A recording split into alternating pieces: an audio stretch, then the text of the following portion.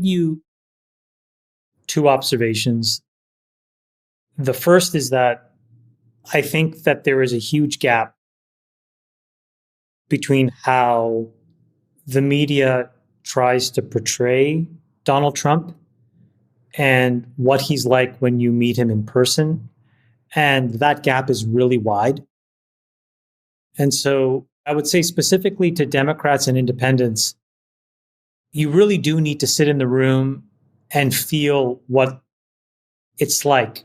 David is right. He is charismatic. He's intellectually sharp and he's funny. And when you put that together, he can engage an audience for a long time and be totally extemporaneous.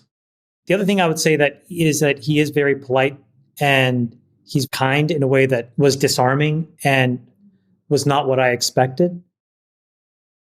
And so I felt that I had misjudged him many years in the past. And so I was very glad that I had an opportunity to sit beside him and to actually interact with him one-on-one. It was really, really engaging. And so that's more about the style.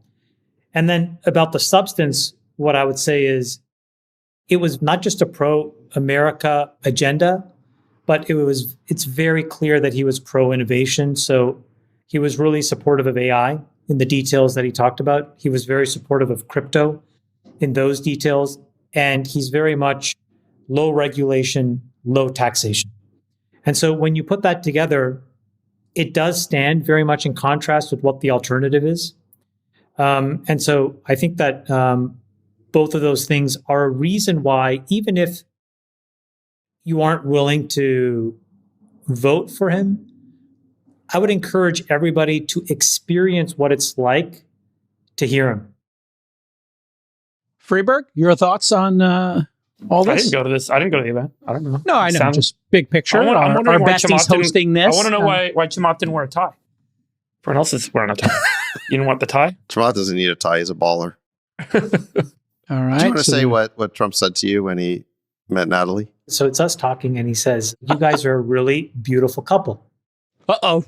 And I said, "Well, thank you." And then he turns to me and he goes, "Well, you must be really rich." He says this thing. And I started laughing out loud. Nat thought he was hilarious. So because of the disparity in the looks between you and Nat is what he was sort of implying. You guys sat next to him at dinner. Yeah. And was that like an hour just private conversation between the three of you? This is the other thing that he does. He actually sits there and he says, folks, I'm happy to continue to talk about whatever you want me to. You feel free to ask me questions, or feel free to just go around the room and just tell me what you think. And what would happen is people would say different things, and then he would start asking questions of other people. And the thing becomes almost like this roundtable discussion of topics we talked about Iran, we talked about foreign policy, we talked about deficit and debt, crypto regulation, everything. What did he say about deficit? What did he say about deficit and debt?